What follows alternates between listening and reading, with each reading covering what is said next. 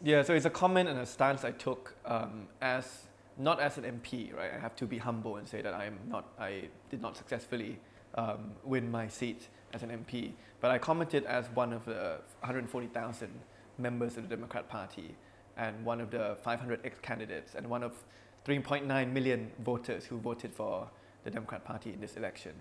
Um, what I meant by independent opposition is for the Democrat Party to announce right now, before we know who comes into government, before we know who forms the government, who forms the opposition, that we want to be in opposition, and we want to be an independent opposition.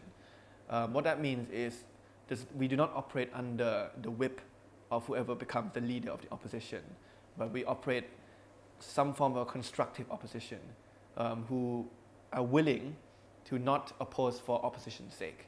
But if the government, whoever that may be, proposes a certain regulation, certain law, certain policy that we agree with, we would vote for that policy. And if we disagree, we would vote against. So operate as an independent organization.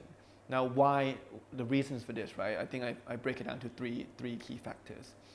One is it's a stance that is most true to our liberal democracy ideology, and is true to what we've said to the electorate before the election.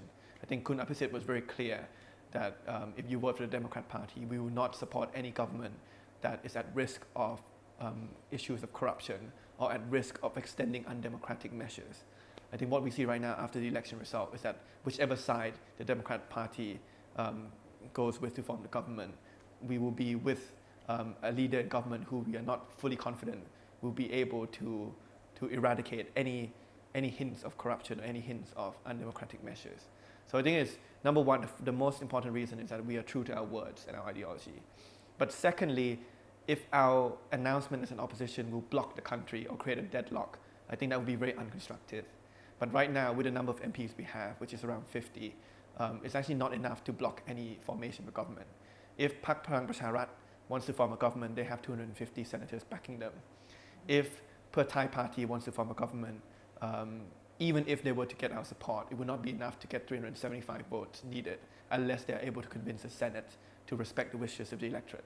So we, unfortunately, because of the low number of MPs we have, ironically, we are not in a position to block any government formation. So our announcement as a constructive opposition is not going to be obstructive to the country. And then finally, I think what's clear is that whichever way you look at it, the Democrat Party has not been successful with this election. So what we need to do now is, instead of trying to force ourselves into government, is to actually take a step back, take a moment of self-reflection, and think through and hard about how we can reform ourselves to present us as a more viable option in the next election, whether it's making us much clearer on our political stance, which I think was an issue during this election, being faster at decision making, being more in line with modern times, whether it's the way we communicate, the way we operate. I think there are some tangible measures that we can do to reform the party, which I think we should devote time and attention towards. But we just express our opinions, and bias. I think the results on the 24th of March, it said pretty much enough for that we need another space. We need the third way approach at this time if we want Democrat Party to gain the support and confidence of the people again in the next election. We really need to find our stance and find the area that people see us as a third way. So being a constructive opposition, we provide that area and provide us time to reform our own party.